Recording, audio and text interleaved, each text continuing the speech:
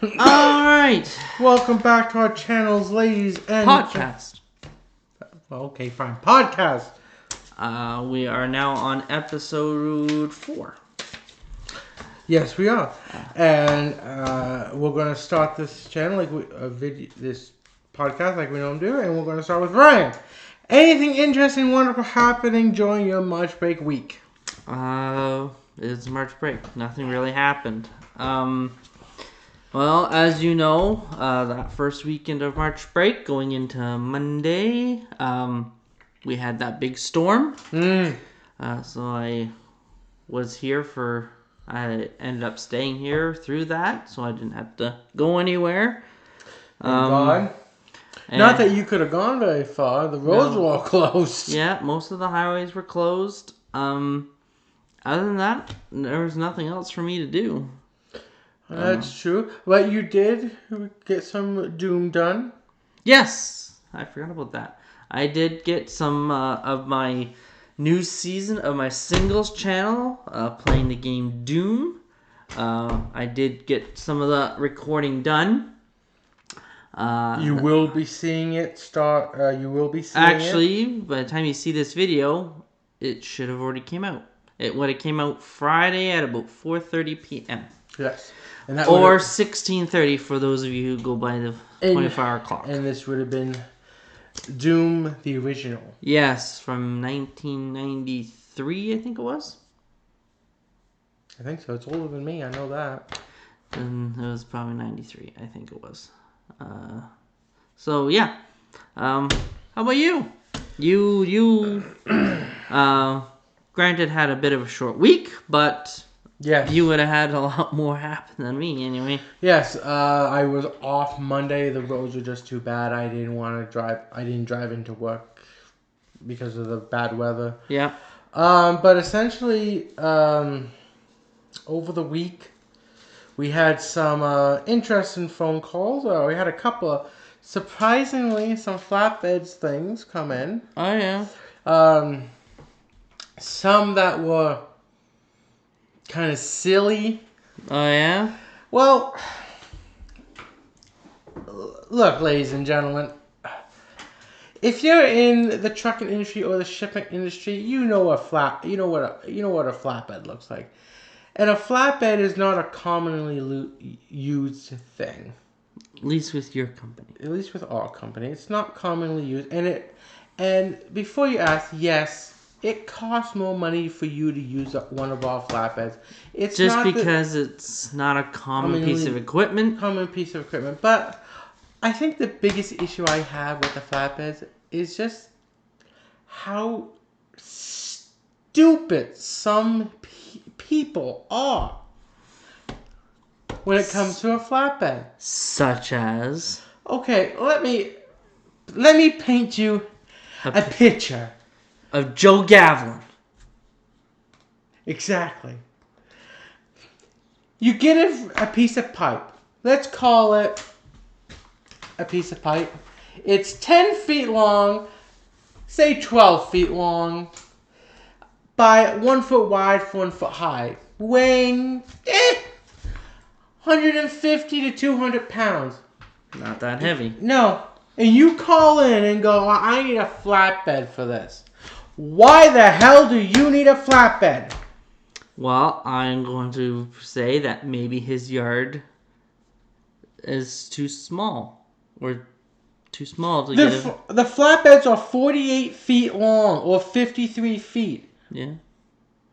Our pickup trailers for our P&D operations in our company are anywhere from 48 to 53. Well, maybe it's not very deep. Maybe it's wide, so he can come in on the sides. But why does he need the flatbed? It's less than 200 pounds. Hold it up, put it onto your shoulder, walk out to the trailer. If you can't do that, you should not be in the shipping industry. It's literally pointed out to us in our company. If you are a dock worker, you must be able to lift such and such weight. 50 pounds. No, 75. Oh, did they up it to 75? Which means 2 people should be able to lift 150 pounds. And 75 pounds is not that heavy. That's like carrying 2 cases of beer. 48s. I mean, sorry, not 48. 24s. If you can do that, then you should not. Then you do not need a flatbed. If you cannot do that, then by God, man, go to the gym. Maybe they're union. Maybe it's unsafe. The union can. For all I care. You do not need a flatbed. Oh, I love it how some people at the end, okay, it's, 5 feet long, and I've had them 5 feet long by 1 inch by 1 inch. I need a flatbed for it because it weighs 200 pounds. But they wait until I book the pickup in, and then they go, oh, by the way, do you need to know if it's a flatbed?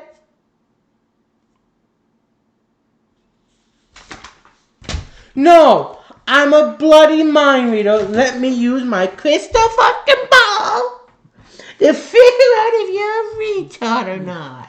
A retard? Yes.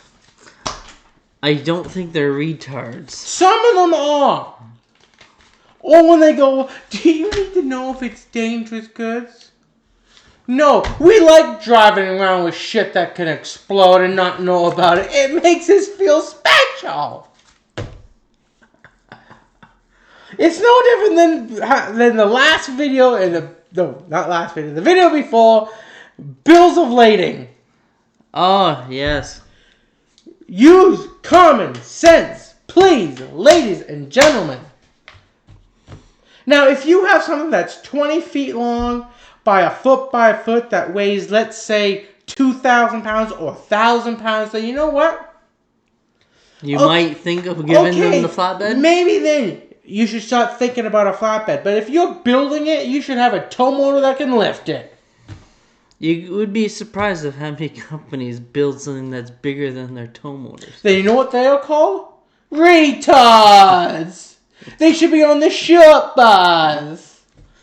Beep, beep. Exactly. If you're in a company and you build something that you can't move, and you build it, you're an idiot. And as far as I'm concerned, we should send you a van just to spite you and say, okay, retards, load it.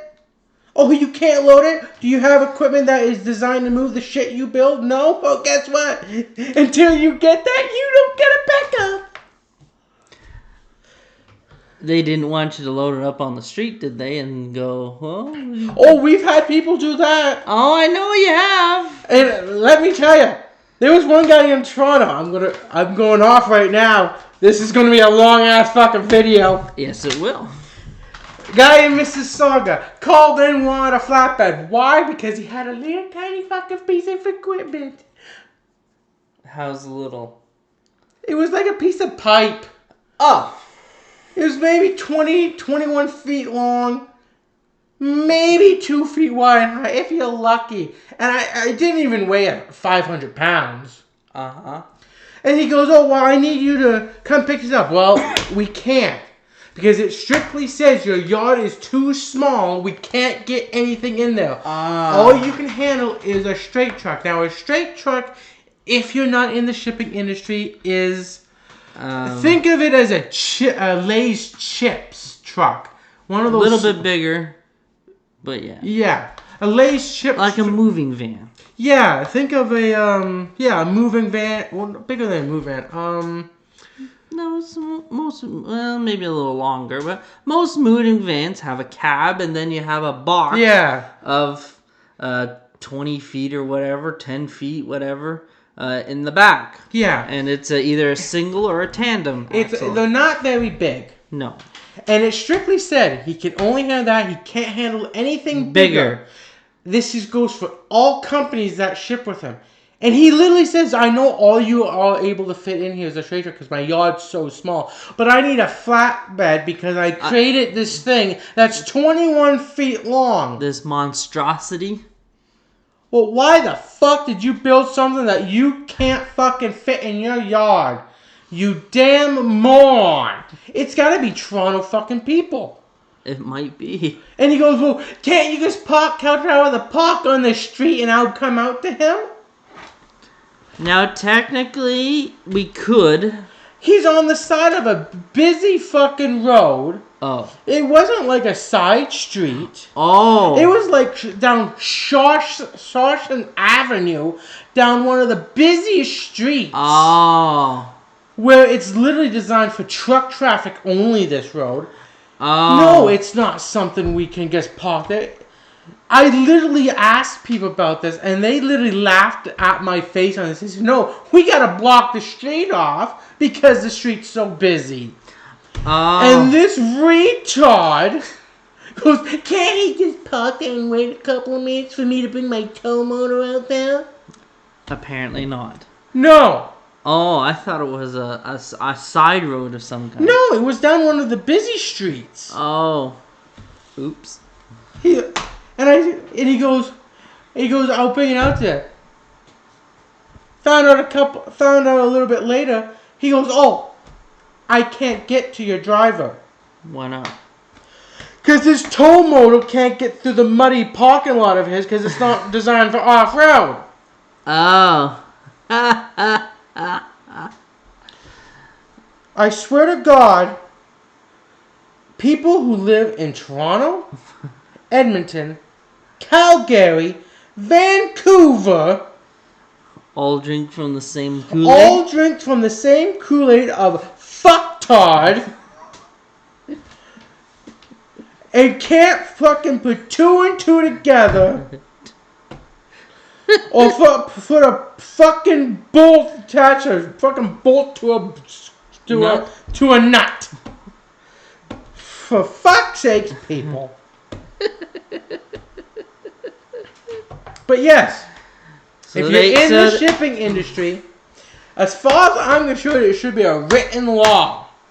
If you cannot move a 200-pound thing with one or two guys, you should not be shipping stuff. If you are in the union, suck my dick. Because as far as I'm concerned, unions, you are fucking useless. Huh. Interesting. So they couldn't organize a two-man rush? To a four-man shithouse. I see. Well, that is very interesting. Yes. That's a very interesting outlook of Toronto, Edmonton, and Vancouver. Calgary. Oh, and Calgary. That's right. Strangely, people in Winnipeg, Saskatchewan, they seem to have their fucking shit together. They know, hey, we need to tell you beforehand. Or build something to size. Or they build something to size. Or they have the equipment to move this into a van. Now, granted, if you're calling and saying, I got a 10,000-pound piece of equipment and I need a crane to haul to plot this, you know what? Yeah, for 10,000 pounds, very few people will have a tow motor that can move 10,000 pounds. You need a crane. Yeah. If you tell me that, my first instinct, I'm not even going to ask you if you want a van. My first instinct is, okay, you got it. You got a flatbed here, man. Got it. So, I'm not even going to ask, do you want a flatbed for that? No, because that guy's going to look at me and go, well, he's a fucking retard. I see. Well, that is a very... And before you ask, I should actually say this. When it comes to flatbeds, if you're in the shipping industry, we can't ship from the U.S. to Canada or Canada to the U.S. with a flatbed. We can't. Or Manitoulin can't, no. Yeah, my company I work for cannot do that. No. We have to use a second group. Yes. Because, like I said, flatbeds are not used that much. No. And plus, we can only do about, I think it's like 8,000 pounds over the border. Or 10,000 pounds over the border. Probably, because that's probably all the counter groups can do. Yeah. Because the companies that we deal with, the companies in the U.S., they can't handle the freight we can handle. Or the weights. Yeah. Like, you see our trucks. In the U.S., laws are very different. Yes. That's why in the U.S. you'll see mostly tandem axle trailers. Yes. Because mostly that's all they're allowed to handle. Yeah. We we are the big boys when it comes to this shit. Up here in Canada, we can handle lots. We can handle a lot more before you gotta start getting permits. Yes. In the U.S., they are very strict. They're very strict. They can't handle as much as us. Nope. And you can't run as far as us. No. In hours. And on top of that, they can't ship the same things we can. Such as? Well, for instance, the company I work for, we haul some military gear. Oh, yes. They can't do that. No. There's some glass they can't handle. Some dangerous goods they're not allowed to ship that we can. Yeah. So that's why if you're in Canada and you're shipping to the U.S. and you have dangerous goods, absolutely yes, we have to know and you, not us, you definitely need to check to make sure, is this actually something we can ship into the U.S.? Yes. Because not everyone knows the in and outs of that. Correct. So it's something you should look at. Yes. But if you're calling in for a shipment and you want a flatbed, you can absolutely use us. But if you get me and you say something stupid, you will be coming onto this. You will get your name onto this podcast, and I will rant about your dumbass. Dumbassery. That's going to be my new thing. Dumbassery. Dumbassery. Yep. You're going to be a dumbassery. Huh. For fucktards. For fuck's sakes. Okay. Now, so that's our interesting outlook and news report of Jordan's thoughts of Toronto, Calgary, Edmonton, and Vancouver. If you live in one of those towns, hopefully this will change your ways. Probably not, because you'll still drink the same fucking water. Or hand the phone off to someone that can't speak proper English. Oh, yes. But that'll be for another story. All right. So we shall begin. Yes, because we do have a podcast here to do. Yes. And an and an episode to talk about. So Ryan will begin this podcast by simply saying, because at the end of the last episode we asked what the name of the episode was, and I didn't know. So, what is it? So this episode, because we didn't say it in the last one, is called The Naked Time. It is a very popular... You're not naked. You're still clothed. Ah! See the abuse I take? It is a very popular episode. It's considered one of the better episodes. I've never seen this episode before, other than this one time. I have. And I did write down what the next episode is. So at the end of this, I do know what the next one is. Okay. Don't say it now. No. So what I did forget to do in the last episode, and I thought of it after we had finished recording, shut everything off, was we did not tell you what the synopsis was of the last episode. Alright, let's hear the synopsis. So the synopsis of this episode is that the Enterprise arrives at a planet that's getting ready to break apart, and eventually a virus or a disease comes on board the Enterprise and makes everybody act drunk. Yes. And as the Enterprise hurls towards its doom, they have to now try and...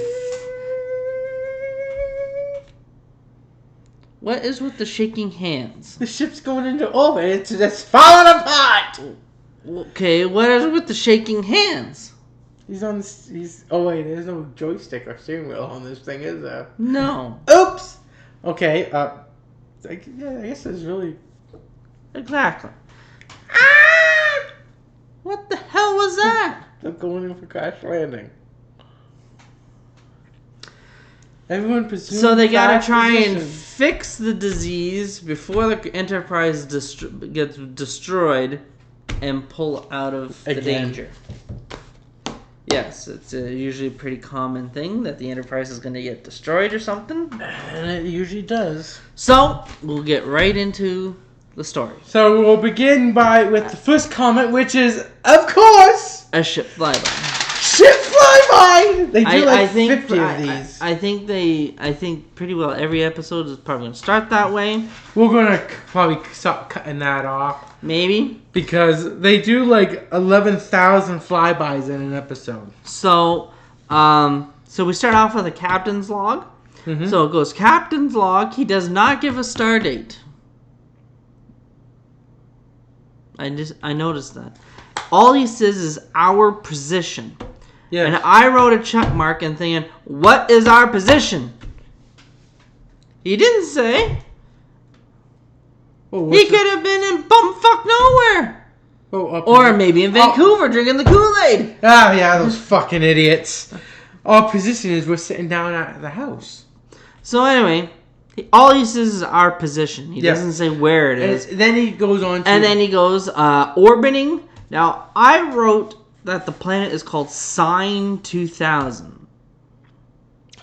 I honestly wasn't sure what he said for the planet. I wasn't sure either. I wrote Sign. It could be called something else. An ice world wasteland. They're there to pick up a science team that they left there and watch the planet to break up. Yeah. That's basically. So they're picking up a couple of scientists. Yeah. And essentially watch a planet get destroyed, which apparently, I didn't realize it, is not a very common thing on the show. It is not. Which I guess you can understand. There's probably a lot of planets out there. They can't be everywhere at once. Correct. So our first scene is down on the planet. So we see a beam down. Oh God, yeah. The enviro suits. Okay, I have a bone to pick with these environmental suits. First of all, I did say not at all sealed. No. Okay, environmental suit, ladies and gentlemen, is something that should be sealed, not to keep things out. Because essentially, think of it as what you see on TV, environmental suits when they're in labs and they're in space. Or the best astronaut. Or the best example of this is an astronaut. Or the best movie reference I can think of this, if you've ever seen the movie The Core. They go outside to cut that diamond. The suits are environmentally secure. They are sealed from top to bottom.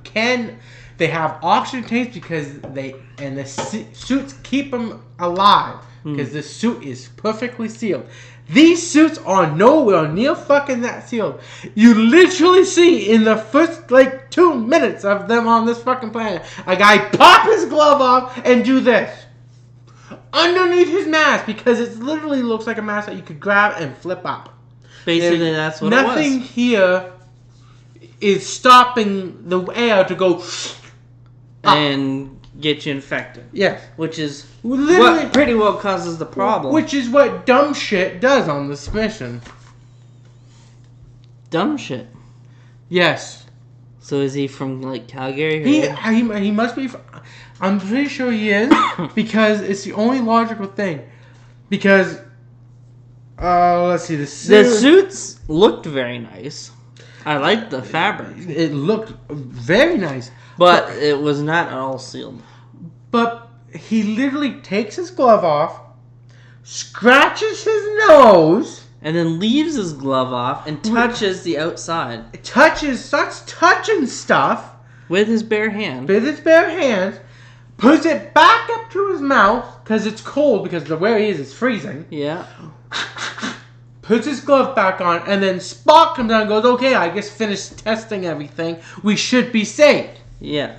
So in other words, he's walking around with his hand out, for all he knows, touching something deadly, which we find out he does because he's a moron. So, I gotta think that when you go through Starfleet Academy, that they teach you this type of stuff. Don't take off your glove and start touching shit. Yeah. Because if it isn't, then it must have changed. There's a blind man and a fool. Because if you think about it, whenever you see them, and none of them ever take those suits off. No. That's the only time you see it. Even in Archer's era, Yeah, they're a little bit more sealed too. Little. So I did say envirosuits, not all sealed. Nope. Spock and unknown crew are beamed down. Everyone is frozen dead. Yep. Spock scans the area. Spock points out that woman strangled, and I wrote, how can he know or see that? Didn't scan her. He basically came over, looked over, and he said, yep, she got strangled. Well, he's just that damn good. I guess so. You gotta it's, love those Vulcans. It's Spocko. So everybody is dead at their posts and frozen. Apparently this crewman, this shithead crewman, yes, says a man is in the shower was showering fully while clothed? clothed, which I put a question mark, which is kind of odd. Yeah. I don't think I'd be taking off my glove if I see weird shit like that. So here, crewman removes gloves and scratches nose. And I said, do they not get training on this? You would think they would. Apparently they don't. Apparently. Crewman touches frozen landscape, bare hands, question. Yes. That's a big no-no. Red liquid moves towards crewman's bare hands and then touches nose and puts glove back on. Oh, okay, so the red liquid did move. Yes, it was. It kind of moved as like a. Okay, I thought I saw it move in this show, but I wasn't 100% sure, so I didn't actually write that down. Yes. Okay. It did move. So Spock returns and says not to touch or expose themselves to anything. Well, shithead already did. Yeah, so everybody's gonna die. So he should be immediately removed from Starfleet and jettisoned out of the nearest airlock. Spock calls back to Toronto. Spock calls to ship and reports to Kirk everyone dead and nothing, and it's nothing that they dealt with before. Yes, and he immediately knows that. Like, well, how do you? Well, his big scanner thing there. I guess. He had. I think that's a tricorder. I have no idea what it was. Okay, well, he had a big scanner thing. It looked maybe a hair dryer. I don't know. Because later, I pointed out that there was a tool that looked like a giant blowtorch, and they're trying to use it for medical. Oh yeah, the blowtorch. I saw that and I thought, well, he's got to seal and cauterize the wound. Apparently, but so after that, we do an regular intro. Don't they beam up to the ship? No, that's after. Okay. So they go intro. And again, what do they do after that? A ship flyby. Another flyby. And a captain's log. This time we do get a stardate. Stardate 1702.4. Now we did a big jump in stardates. From 12s to 13s. Now we're in 17s. Science team dead. Enviro systems turned off. Mm-hmm. Everyone frozen.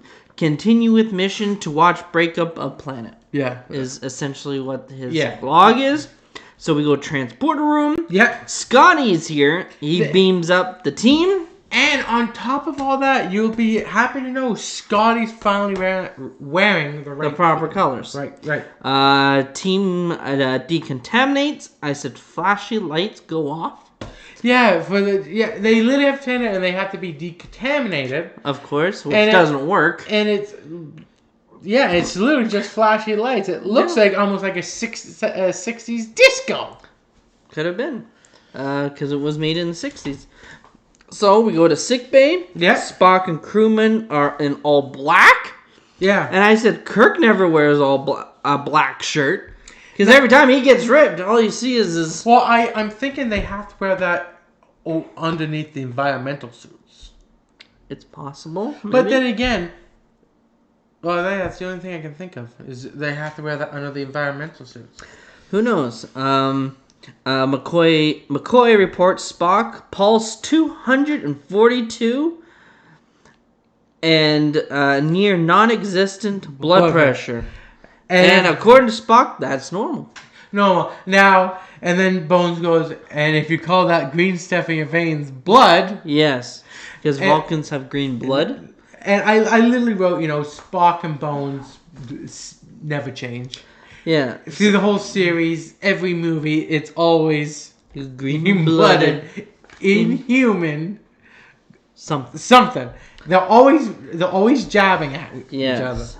Spock says readings are normal. Yep. Crewman is rubbing hands on arm. Perhaps suspicious, I wrote. Yeah, it was kind of odd, and it wasn't like he was just doing this, like he was sweating. Like when you sweat, you kind of get the sweat off. No, he's literally just like rubbing it like he's trying to peel the skin off of him. I thought that was kind of suspicious, but nobody ever says anything. Kirk walks in for a health report. McCoy reports them fine. Crewman seems worried or upset with the deaths on the planet. Yep. Which may have been another indication that, maybe there's something wrong here. With him? Apparently not. Because Cook kind of talks him and, this is kind of saying, this is what we signed up for. Yeah, this is what we signed up for. Space is not, and it isn't. Space is not a friendly place. So Kirk does ask Spock to look at the records and make sure we don't forget anything. So we go conference room. Spock looking at record tapes of away mission.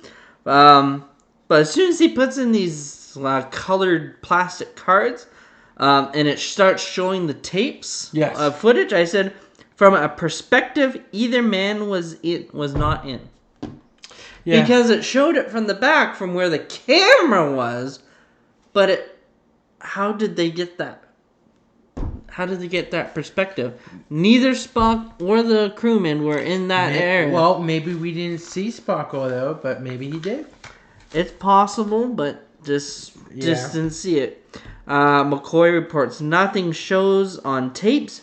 So I wrote, future tapes have health reports, or is it just a visual report? Probably visual. Well, it's no different than people on a bed dying and looking at a picture from news and going, there's nothing wrong there. Now, report says fine. So, they're not sure what happened.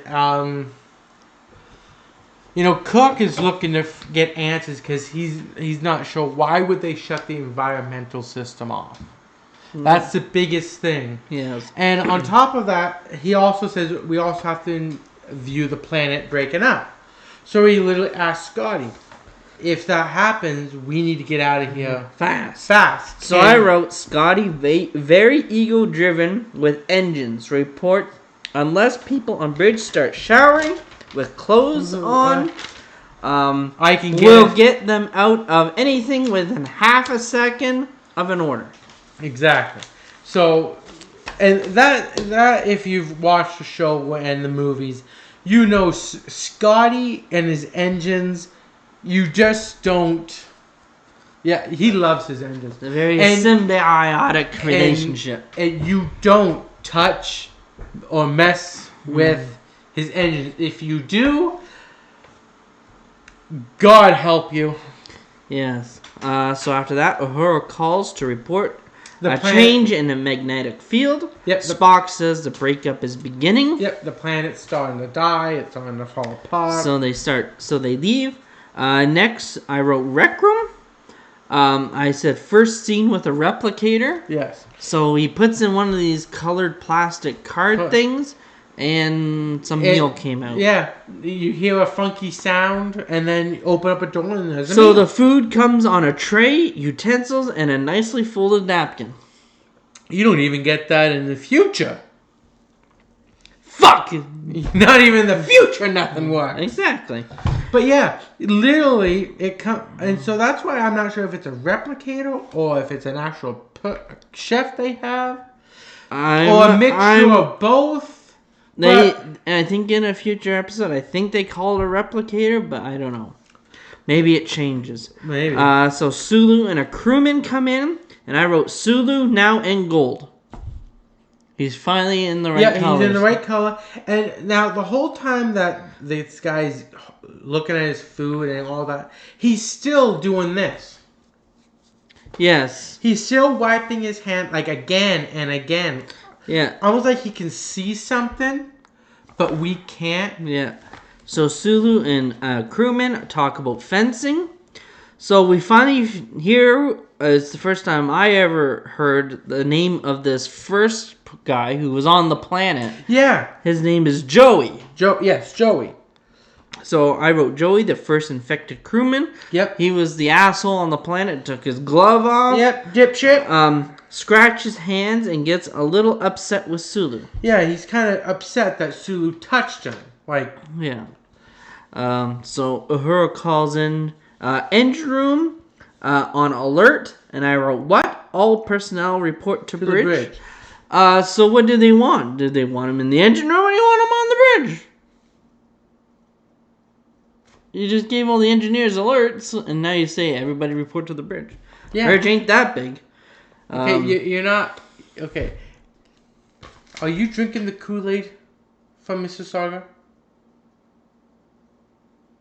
Did I faux pas? Common sense! What? All people to engineering. That means engineers to engineering. But they said everybody report to the bridge. The bridge officers! Common sense! You're drinking the Kool-Aid? You went to Hamilton a couple of weeks ago. Months ago. Did you drink some of that water? I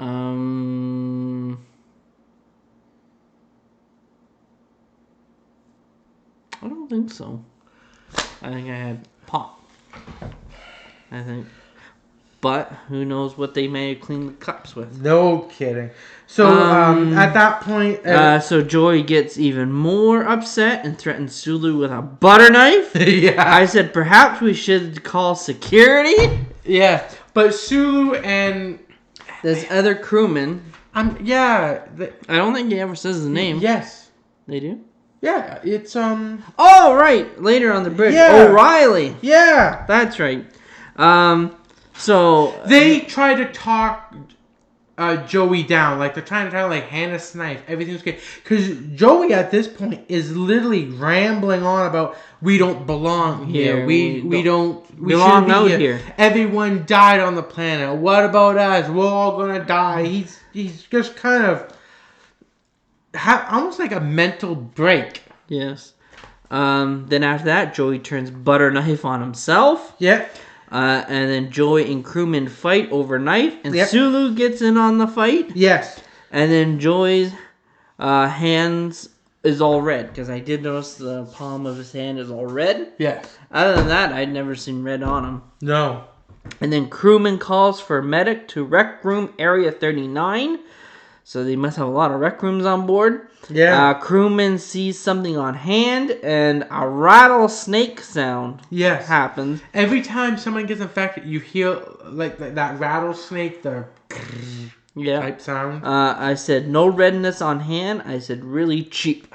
Yes. It must have been a really cheap But the effect. minute he gets infected, the minute it looks at his hand, he's immediately starts rubbing it, but he turns his hand around and you don't see any red. Yeah. You don't see any effect. After that, we do another ship flyby. Shaka! So we get a captain's log supplemental. Orbiting tightening, efficiency critical. Unknown to us, a new and unknown disease has come aboard. And I wrote, how do you know this? Now, the reason why I think he knows this is because some of these logs I think are based on after the mission. Could have been. So planet shrinking, or Spock says planet shrinking. All recorders are manned and ready. Yeah. And I thought that was kind of odd. Why is the planet shrinking? Because that's how it implodes.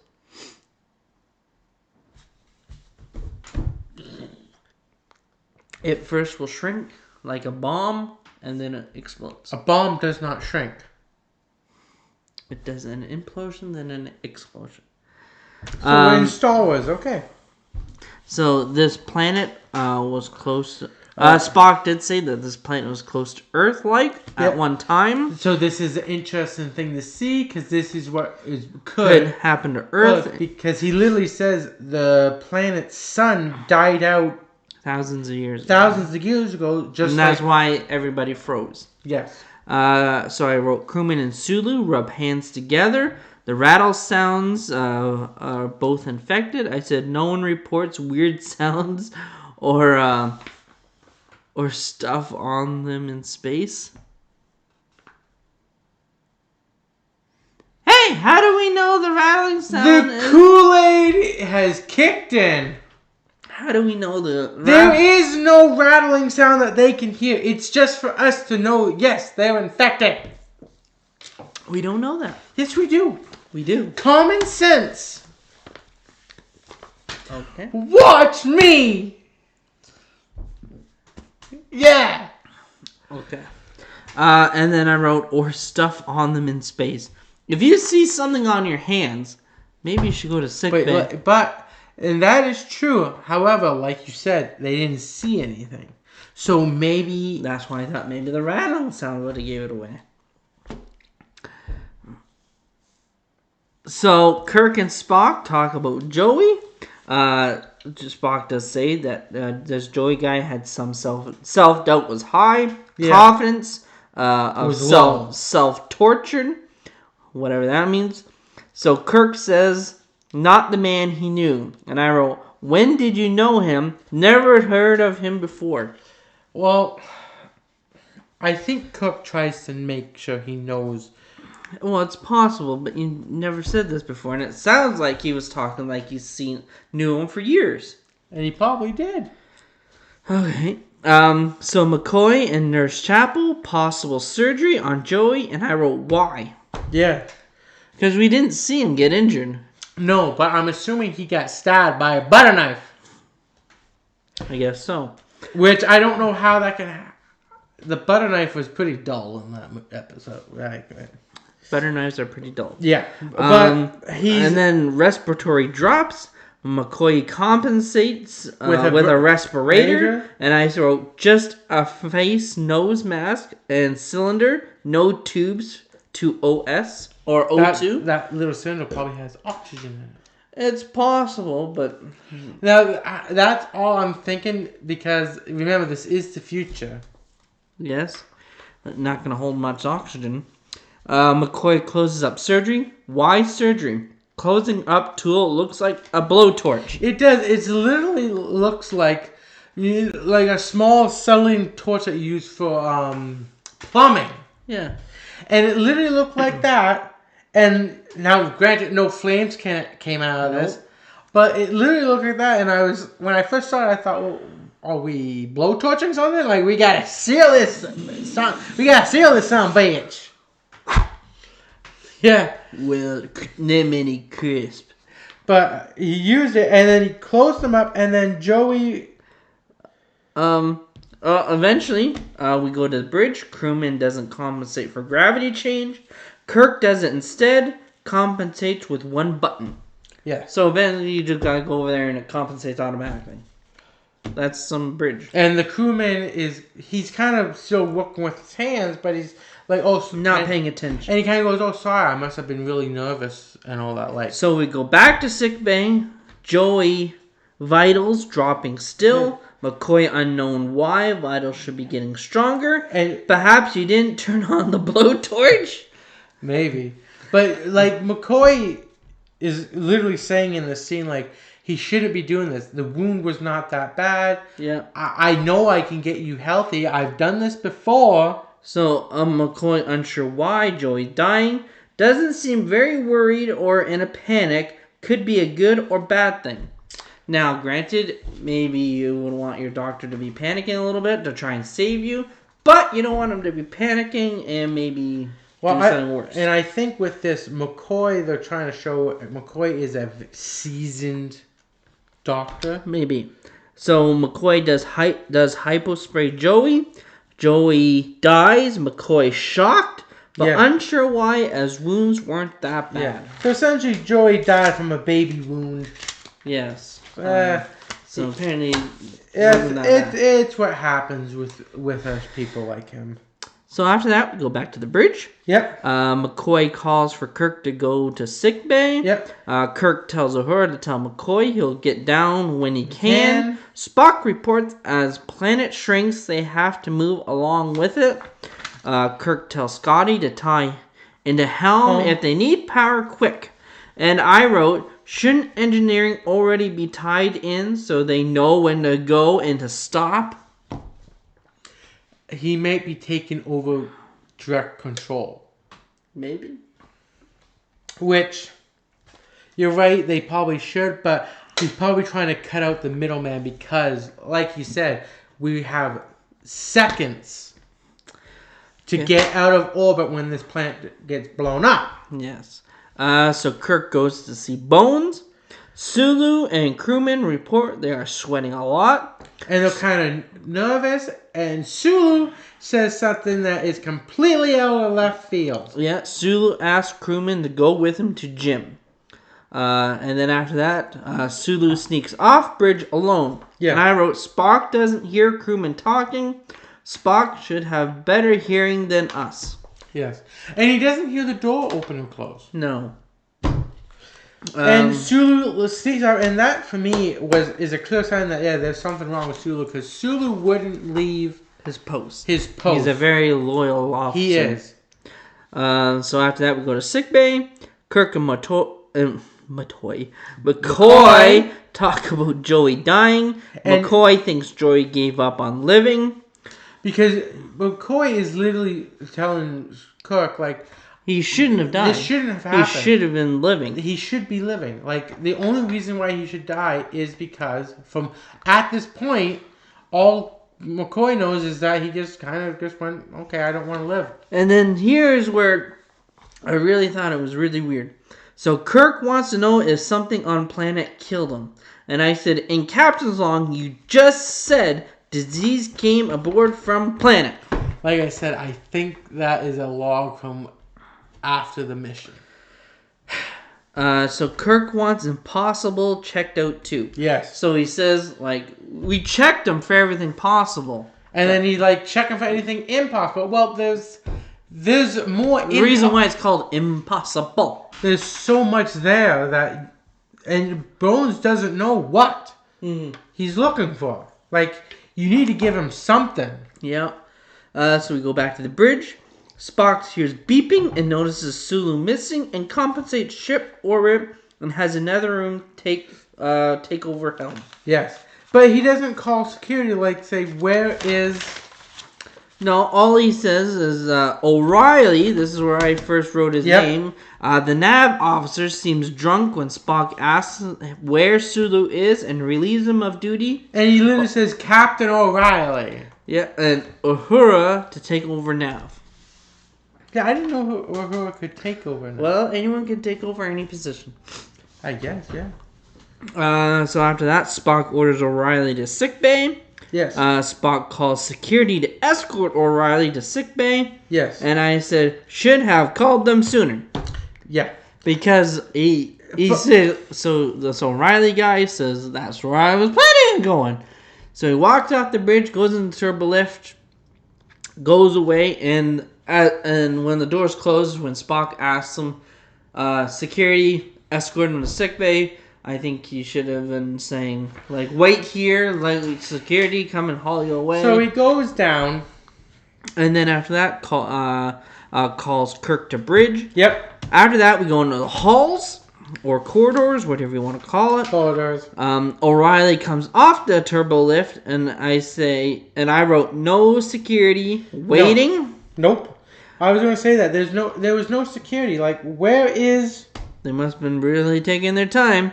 And O'Reilly's walking through the corridor, and you can tell there's something wrong because he's kind of going back and forth. Not a real care in the world. No. So O'Reilly checks out a woman crewman and blows on a door to open it. Yeah. So he's kind of like just going, I don't He gets to the door and he goes, and then walks towards it, and the door's open. Which is an interesting door. So sickbay, O'Reilly walks in, comes up, and startles Nurse Chapel, and asks about Joey. She was about to tell him, and then he kind of cuts her off and says he's dead. And then O'Reilly flirts and touches Chapel, infects her, and says she has lovely eyes. Yeah. Now you know she's infected because For the viewers, you hear the rattlesnake sound again. Oh yes, the rattling sound, which... And then it's either for the viewers or they don't it's pay for attention. the viewers. And then he literally tells the nurse that you know why Joey died? He wasn't born Irish. And I wrote, what? Why? Yeah. What does being Irish have anything to do? Well, some say the Irish are strong. Well, maybe. So Chapel rubs hands. Still nothing showing anything. So you still don't see the redness or anything on her hands. So we go back into the halls. Sulu comes out of a turbo lift, shirtless, and with a fencing sword. Yes. Cutlass, I think it was called. Yes. And he's shirtless. Now, he's generally not shirtless. No. In some ways, I guess you could say he took Cook's image on this episode. I am kind of curious of how he felt about that because he is gay.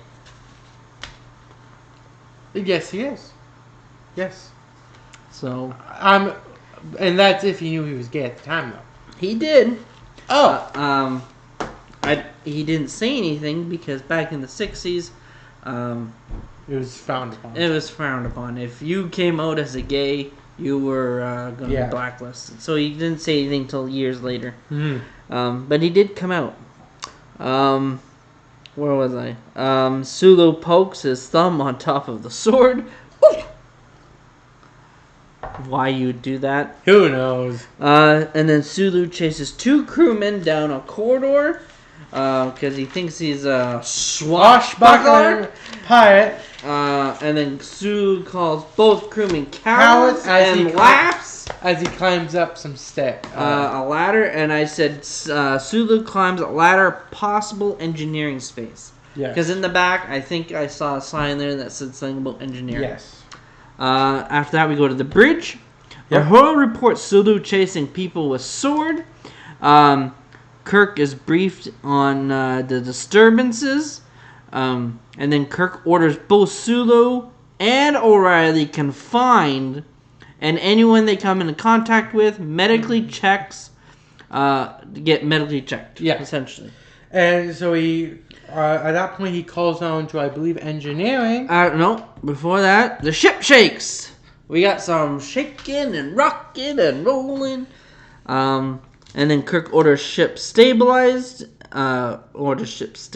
Position. Helm not answering. Won't warp or impulse out. Yes. Spock calls engineering. No answer. Kirk calls Mr. Scott. No answer. Kirk leaves bridge. And I wrote, Should Kirk's place be on bridge and send Spock or anywhere else? Cook is a man of action. Apparently so.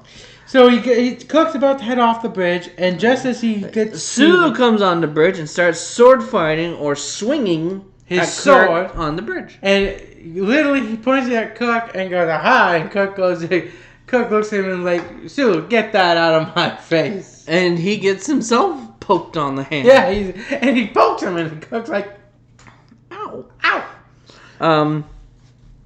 So Uhura thinks I will grab his attention and then Captain Spock can maybe subdue him. And she gets captured by Sulu, sorta. And held hostage. Because he thinks she's a damsel in distress and he's this big hero. Yes, so, and sort of held hostage, tries and successfully breaks free. And Kirk starts fighting Sulu.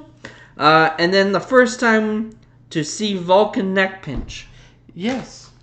Yes, it was. We got to see the Vulcan neck pinch. Vulcan neck pinch? No, you idiot.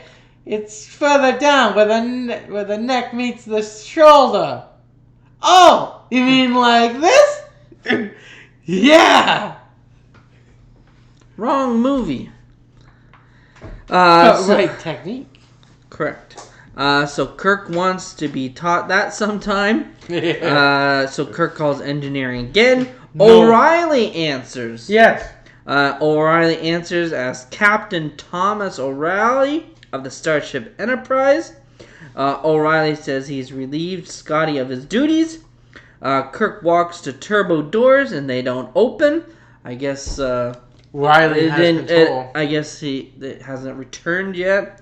O'Reilly ship-wide wants double shares of ice cream for whole crew. Yes. Riley is, of course, infected, and now he thinks he's in charge. Yes. So Kirk upset, doors won't open. I said, guessing doesn't like waiting for elevator. No. Me neither. Yeah, I don't. I don't like waiting for an elevator either.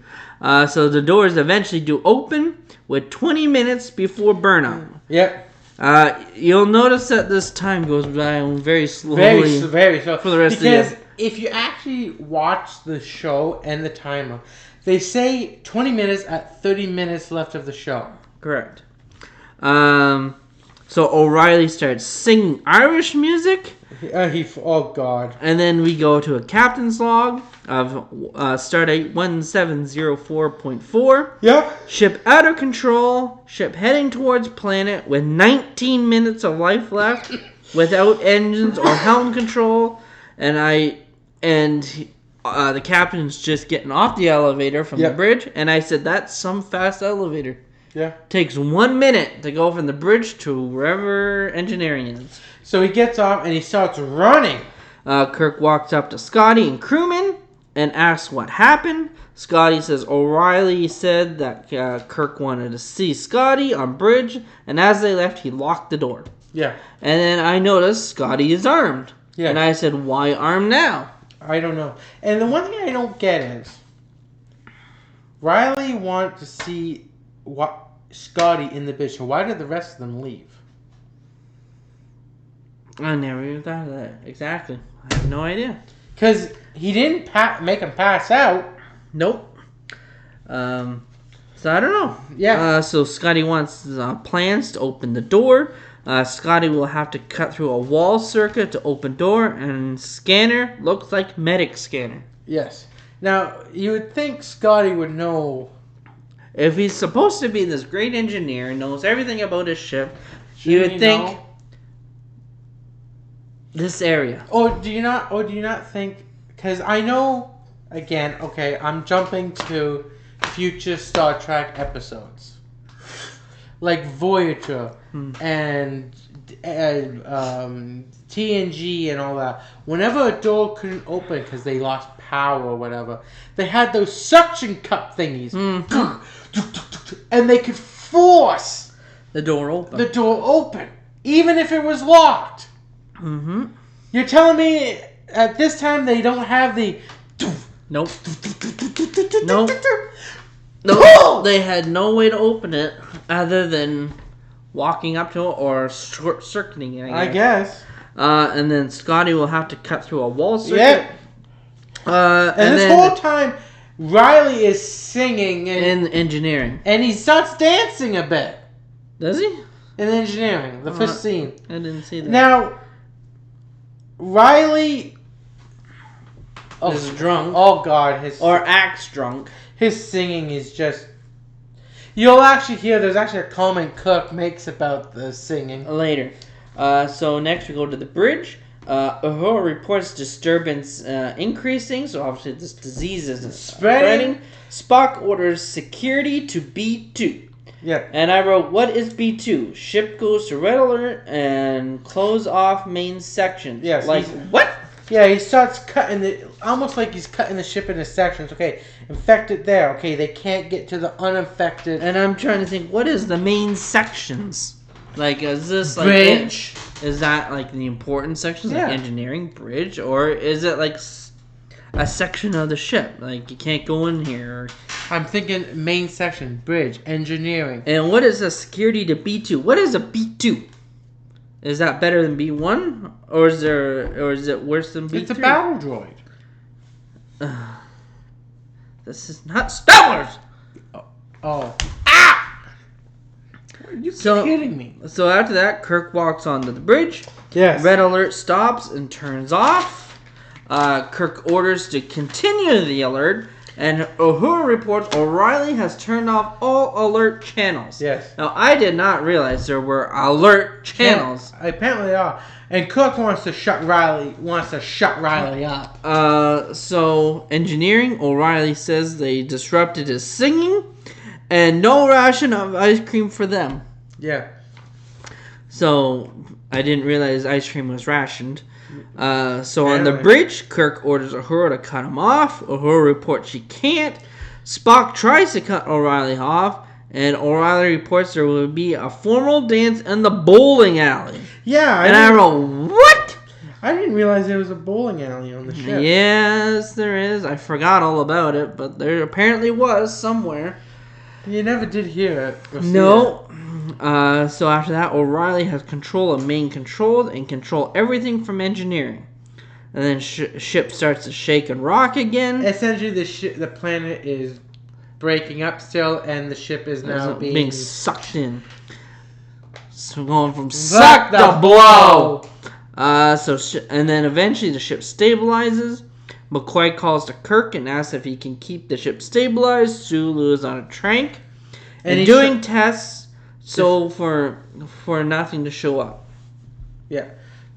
Bones is still looking. He's trying to figure out what's going on to his people. Yeah. So after that, O'Reilly cuts in and wants all women to wear loosely above their shoulders, or their hair.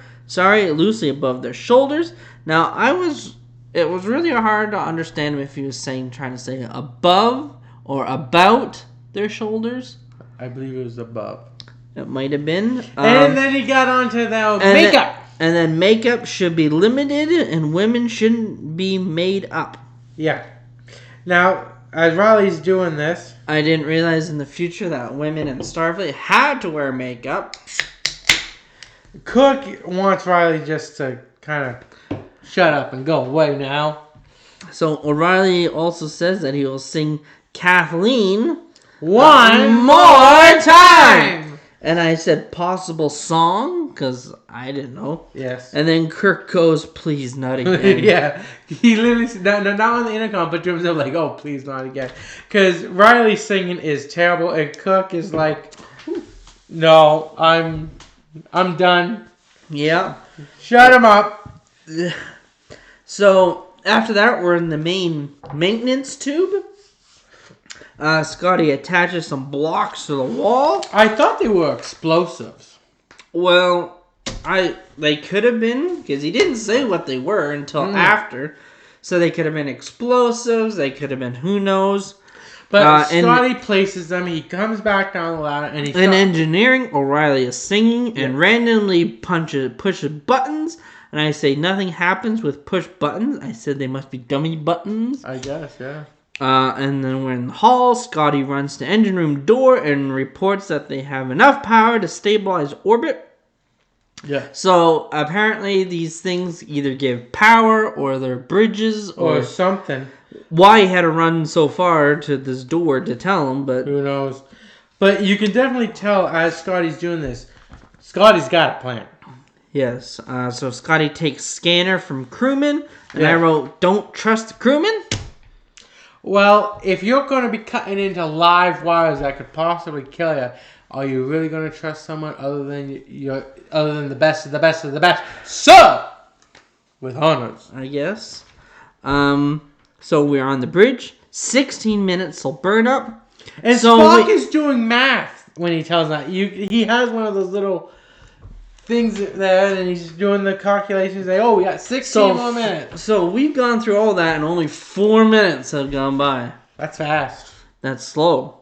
Can't get through to Bones. Kirk orders Spock to go report from Bones and have Scotty hurry up on the double. So we're back in the halls. Scotty's using a phaser to cut a wall hole, I said. Yeah. And I said very specific area. Why not just one big hole? Like, no, but because he literally has a design that goes here, up, over, down, over, angle, over, up, down. Like it's a very specific, instead of just going circle or square. Yeah, I don't know. It's very specific. Spock walks off lift to see crewmen laughing at a paintbrush. Yeah. And ordered man to the lab. Yeah. And I said, why not to sickbay or quarters? Maybe because the lab is where they're getting people tested, and he wants to. Who fucking knows? That wouldn't be the place I'd send him.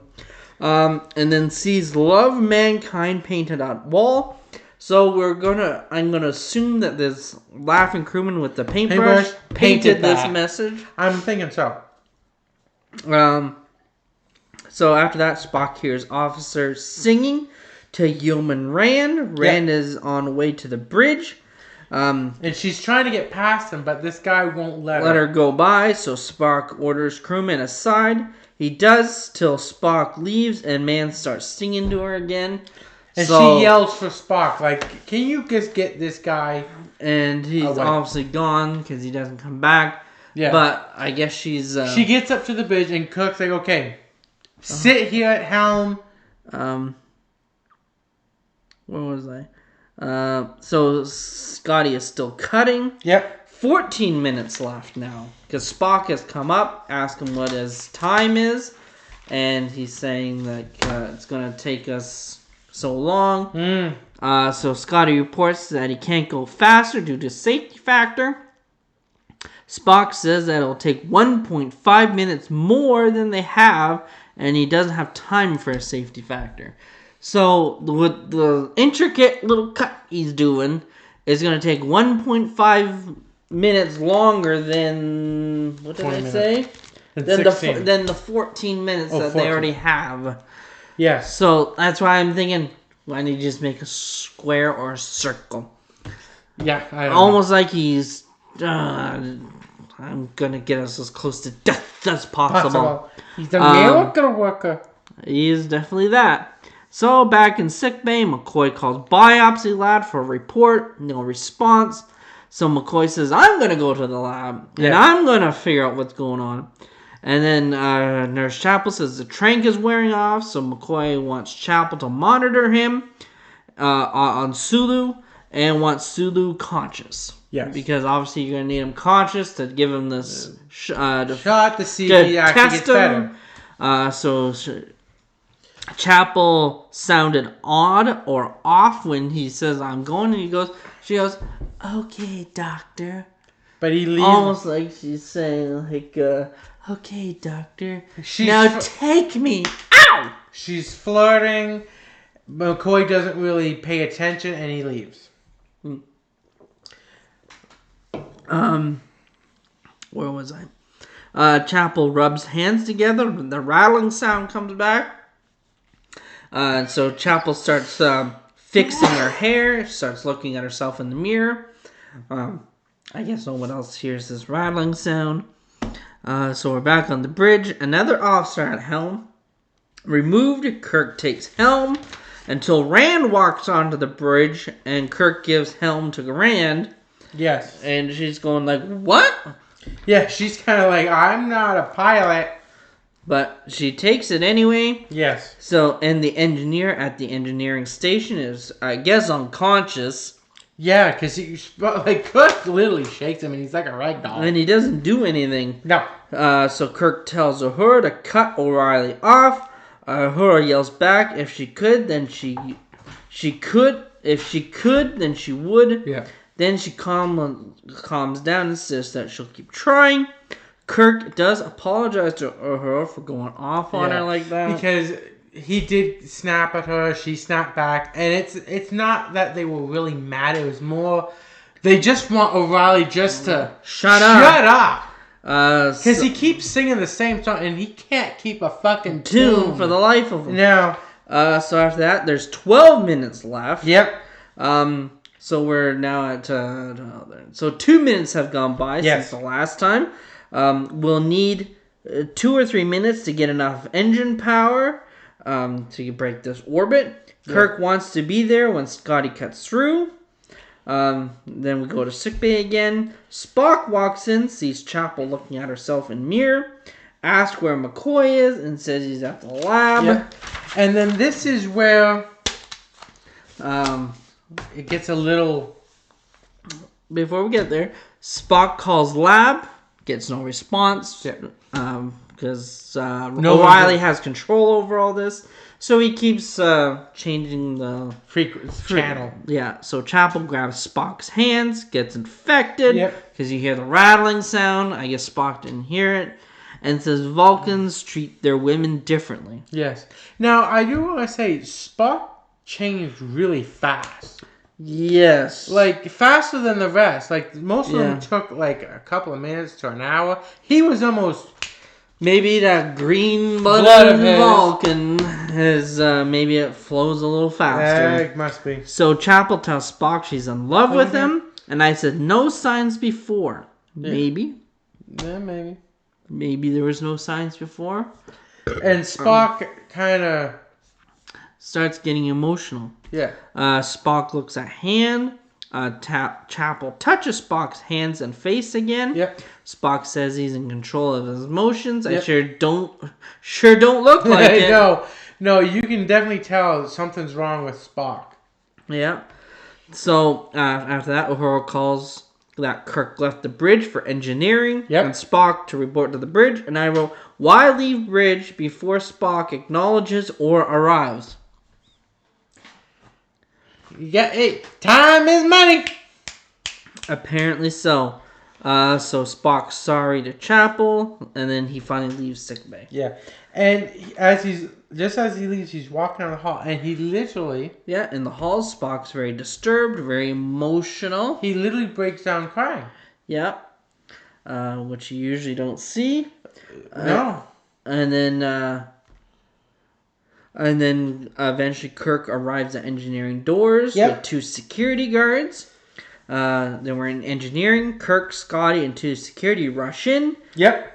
Pulls O'Reilly out of the chair and orders security to take him out of here. And he's like, I guess there's no dance. Nope. No dancing. No. We're back in the halls. Spock is crying. Spock goes into briefing room 2. So there's obviously more than one briefing room, I guess. Starts crying and saying he's in control of his emotions, which clearly he is not. No. And then starts counting by 2 till he gets to 6, and then he goes 6 times, and then starts crying again. So I guess he can't do math as well. No. We go back to engineering. Scotty reports O'Reilly turned off engines completely and are totally cold. We'll need 30 minutes to start and get power back. And they only have like 8. And I wrote 30 minutes. Shouldn't it be instantaneous or an alarm go off for that? You would think. Because you should be able to just turn it on and it goes, okay, warp away. You would think. Apparently not. So Uhura reports there's 8 minutes left. Yep, and they need 30 minutes to start these engines, I guess. Exactly. So we get a Captain's Log supplemental. Spiraling out of control. Outer hull heating up due to entering atmosphere. Yes. Scotty reports there's 20 minutes. He needs now 22 minutes to restart. Kirk says there's only 6 minutes left. Scotty says you can't send matter and antimatter together cold or they'll blow up.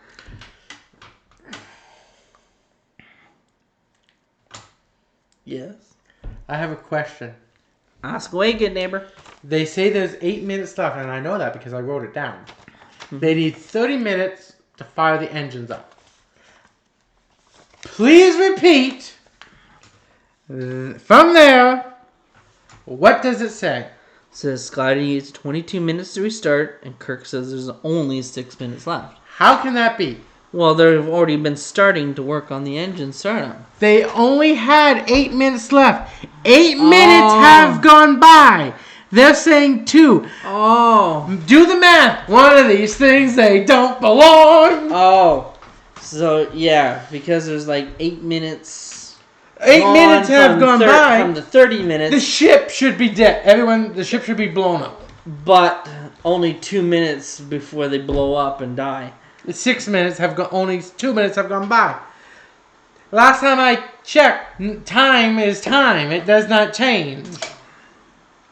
Unless you do a time warp. Well, we haven't gotten there yet. So Scotty says you can't send matter and antimatter or they'll blow up. Kirk says they can control engine in an implosion. Yeah. And Scotty says that's a theory. And I said only a theory till you try it and what you got to lose. Yeah, you're dead anyways. You might as well fucking do it. So Kirk calls Bridge. Uhura reports Spock not on Bridge. Yeah. In sickbay, Sulu is yelling. Yeah. In pain, I guess. McCoy with a hypo and watching Sulu. McCoy cures Sulu. And Sulu remembers nothing from being on the bridge. Yeah. He doesn't remember. Last thing he remembers is being on the bridge, and then he forgets everything. And it ends up being water is the cure. Yeah. I don't get that. The planet's ice. It's water. Water has been changed on the planet to something else. I didn't write down what that something else is. They didn't really get into much detail on what happened. So McCoy calls the lab to make more water serum. And the guy that he's talking to is laughing. Yeah, laughing. Crewman answers. McCoy releases Sulu because McCoy is saying, like, you need to make more serum. I need it. Yeah. It works. And the guy's going, like, I don't give a fuck. Yeah. It's water. Just order from the replicator. So he says, fine, I'll go down there and do it. Mm-hmm. And on his way out, he goes, and let Sulu go. Yeah. So we're in the conference room. Spock's still upset. Scotty reports engineers to come in for an emergency engine restart. Yes. Hopefully it gets started in time. I don't know how much that cuts it off. Kirk walks in and finds Spock sad. He didn't tell his Earth mother he loved her. Yeah. So he's starting to feel all these emotions. And Kirk says that he have 4 or 5 minutes left. And he needs Spock to do the math. Spock keeps on about his feeling towards his mom and dad. Kirk slaps Spock. And then Spock feels ashamed for his friendship to Kirk. Yeah. I wrote, why? Yeah. He didn't say why. So Kirk slaps Spock many more times till Spock stops him. 3 times. Kirk needs Spock for implosion formula. Because apparently, I guess he's the only one who knows it. Spock says it's never been done. So Kirk slaps Spock again. Yes. And then Spock slaps back. Once. And Kirk goes flying over the conference table. Well, remember, Spock is supposed to be stronger. Yes. And apparently it's a 1 in 10,000 chance of an implosion working. It's almost like at that moment, Spock's brain begins to kind of work. Turn back to normal. And then at that point, Kirk starts to act. Uhura calls in Scotty, asking if Kirk found Spock. Kirk is obviously saying, yes, I found him. I fucking found him. Mm-hmm. Kirk rubs his hands. Kirk infected, and he knows it. Yes. It's not like the other people that go, oh, look at this stuff. I'm going to try and Kirk immediately goes like, I got it. I'm infected. And at that point, you notice Spock kind of goes like, oh no, Captain, like. Yeah. So Kirk starts having a heartfelt moment towards his ship. Yes. And finds his human attractive. Shocker. Yeah. Spock finally comes to his senses and said there is a formula for engine implosion. Yes. It's very strange how Spock seems to have got infected quickly and just randomly seems to have cured himself. And I'm wondering if it's a Vulcan. Maybe it's a Vulcan thing. He got infected quick, but his body was easily able to say, I can kick your ass. Maybe. Kirk says he now knows why a ship is a she. Yes. He doesn't say why, but anyway. But he's having almost like a love affair with his ship. Spock starts talking about the formula. It's a relationship between time and antimatter. Yes. Until Scotty walks in. Spock seems fine now. And I said, no serum? Yeah. I don't know what happened there. Uhura calls entering upper atmosphere. Outer hull. Now, I wrote it. The temperature of the hull is either 2,117 degrees or it was 2,100 170 degrees. That I'm not 100% sure. We'll go here. I wasn't sure which one she said. I couldn't understand her too well. Of the hull. Yes. So Kirk eventually says crew to evacuate corridors and lifts. Why, I don't know. And then Spock and Scotty leave. And then Kirk talks to Ship. Giving one of those like hold her together, girl. We'll get out of this. Yeah. Back in the hall, Kirk walks the lift for the bridge. Yes. Inside the lift on the door, a message says, "Sinner, repent." Yes. I don't get that. It seems to have. He seems to look at it and go. He seemed to be bothered by it. He seemed to be bothered by it, almost like it was a message to him. Yeah. And maybe he considers himself a sinner. And he might be because he finds his yeoman attractive. Which, I guess in some ways is a sin in regulations because for captains are not supposed to date. Fraternize with the crew. And in some ways he does fraternize. So maybe that's where he thinks it is. So Kirk seems Kirk does seem to be in control now too. I think it's more he's just mentally, I think, stronger than most of the crew. It's possible. Because the minute he walks off the turbo lift, what happens? So the bridge, Kirk walks in on the bridge like a robot, I thought. Yes. I thought he was very stick. Yes. And then McCoy's waiting, rips shirt, and hypos Kirk. Yeah. Yeah, he grabs him, goes, and injects him. He doesn't say, "Jim, are you okay? Jim, lift up your shirt." He doesn't even say, "Hey, Jim." Just rips it. And Kirk just kind of goes. And like I said in the last episode, from every episode onwards, he's got to have his uniform ripped. Yes. So that show must have went through like a huge budget for shirts for Bill Shatner.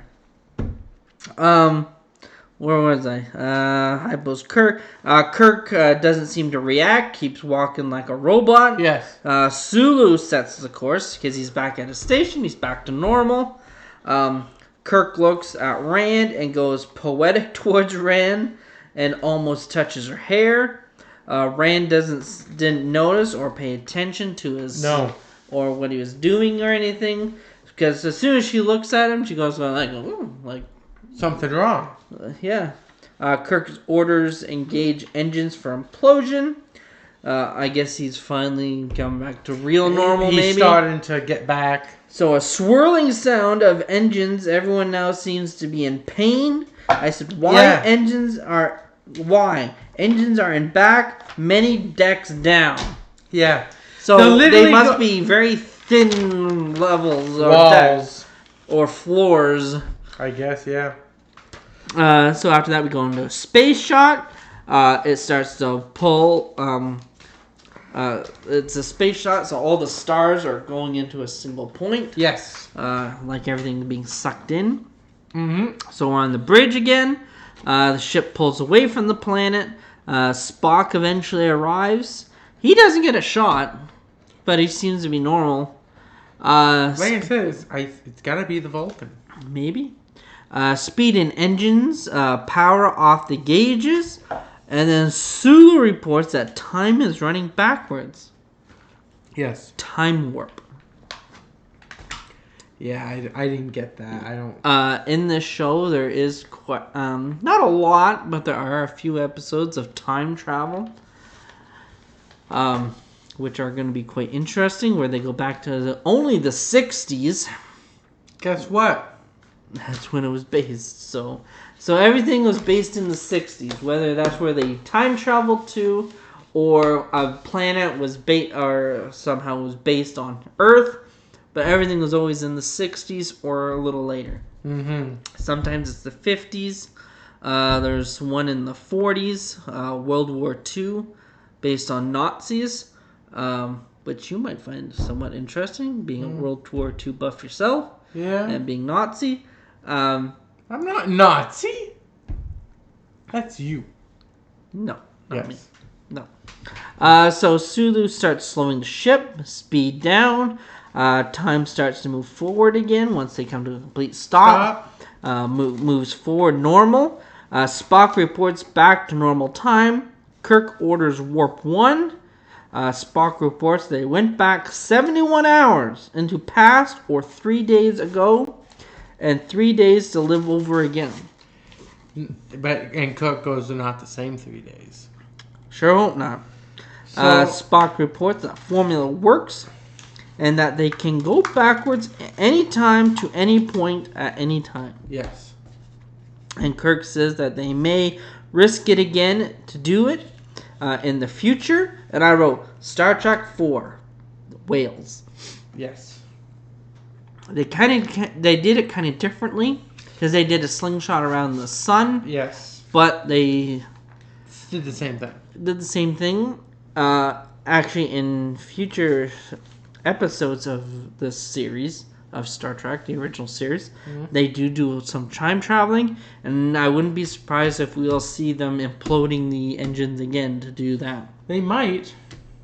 So Kirk orders ship to next destination, and that's the end of our episode. And I thought, well, shouldn't you be going back to that same planet, watching the explosion, just that instead? I guess they got all the data they needed, I guess. And on top of that, I would also be kind of curious, if they went back in time, does that mean the Joey who died, is he alive now? No. But what I never even thought of, and I didn't write it down, but it came to me now, since we don't know when these scientists died, maybe we should go back to the planet and see if they're still alive, and maybe rescue them. Yeah. Now that you know what the cure is. Water! Yeah. But they didn't. They went to their next destination.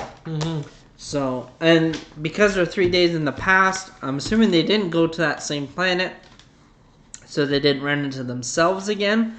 And second of all, the planet hadn't started to break up yet, so there's nothing to see. So that's the essentially the end of that episode.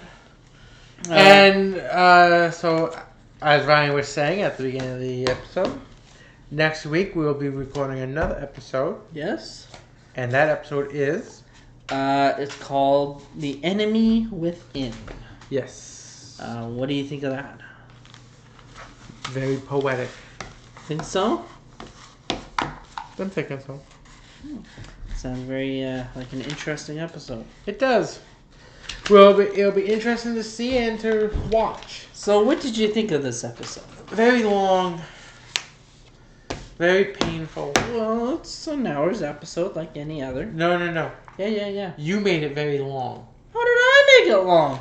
I literally saw you go, at times, 10 seconds, pause it again, write down for 2 minutes, play, 2 seconds, pause! Well, there's a lot of information. 10 seconds, pause! It wasn't 10 seconds. Yes! I shit you not. I literally watched it. For better part of 22 minutes, we went between 20 and 22 minutes. You kept rewinding and fast forwarding. And pausing. Well, I wanted to make sure I get proper information. It was painful. Now, will I do it again? Yes, but next time, if he keeps doing that, I'm going to start hitting him. Well, do you not want an accurate playthrough of the episode? I am going to start hitting you. Wow. Sorry, I tried to be thorough. Now, the next episode. Now, I will grant him, this episode was busy because it was a lot of going from different room to different room. Unlike some of the episodes where you're not doing that as much, this one there was, 1, 2, 3, 4, 5, 6, 7, there was like 8 to probably close to 10 different rooms that you had to go into. So there was quite a bit. I will grant him that. But it was still painful. But not a bad episode. I recognize when didn't know what this episode was called, and when I saw that Sulu had the sword, I remembered it because there was something we used to watch where a commercial showed that clip, I think, or something, and I used to remember, and I always wondered what episode it came from, and now I know. Yes. So I will give you that it did take a little bit longer to go through this episode. 3 hours. I don't think it was 3 hours. 9:20 we started watching it. By pretty much 11:30 I was going to bed because it was just finishing. So yeah, 3 hours. No, 2 hours watching an episode. An episode that was only 50 minutes long. 50 minutes long. So for the rest of the time, we were either pausing, stopping, rewinding, pausing. We had a couple bathroom breaks in there. 1. And we only had to do it because you were taking so damn long. No. I just wanted thorough information. And I wanted to make sure I got all the information. Especially the captain's logs. But that's going to be the end of this episode. Poopy pants. Ow! That's going to be, like I said, the end of that episode. I hope you are enjoying these episodes. Because I know I am. You've hit me more than I've hit you this episode. But I gave you love taps. Love taps my ass! I bet you if I lifted up my shirt, it'd be black and blue. Nope. See? Black and blue. You want to see black and blue? See the abuse I take? I didn't hit you. I get either abused or I get threatened.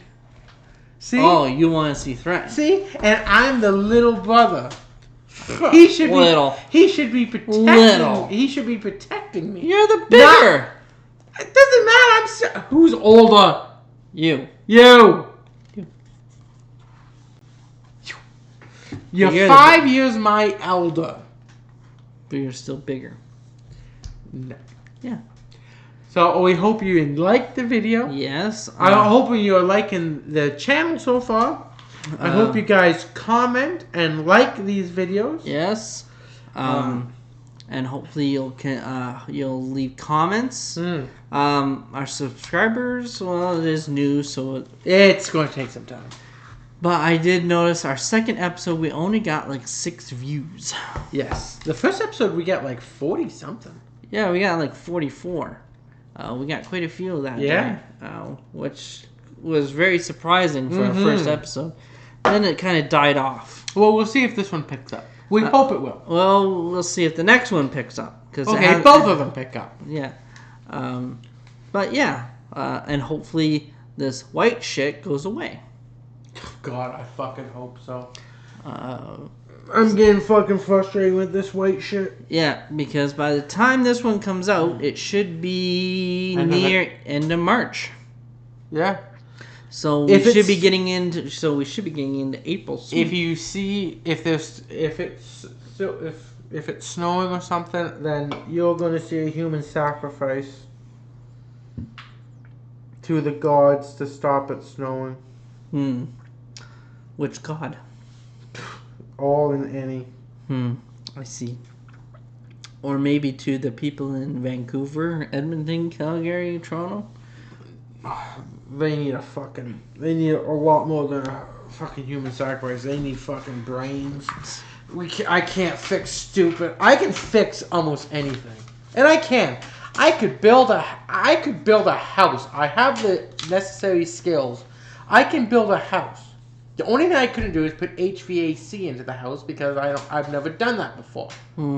But I can wire. But you've never built a house. Yeah, but I can wire a house. I've plumbed a house. I've drywalled, vapor bare, insulation, mud, paint, prime, trim, siding. I can do it all. I've been shown how to do it all. I've done it myself. It's not that difficult. So I can fix most things. I can build things. I cannot fix or build stupid. I see. And people in cities, not all cities, but in Sudbury, not Sudbury, Mississauga, Toronto area, Edmonton, Calgary, Vancouver, and there's probably a couple other cities I can name, but I can't think of them right now. They are stupid. They can't fix they can't fix shit, and they can't do shit. They are stupid, stupid, stupid, stupid. Can't fix stupid. Eh? Exactly. You could hand them a 2x4 and a nail and a hammer and say, put that nail in that 2x4, and they would look at you and go, ooh, ooh, ooh. You think so, eh? Yes. Wow. Interesting. You go to Sudbury, you ask someone, here's a 2x4, nail and a hammer, put that nail in that 2x4, you know what they would do? Give me a bigger hammer. I'll get it in. You hand it to someone in Toronto?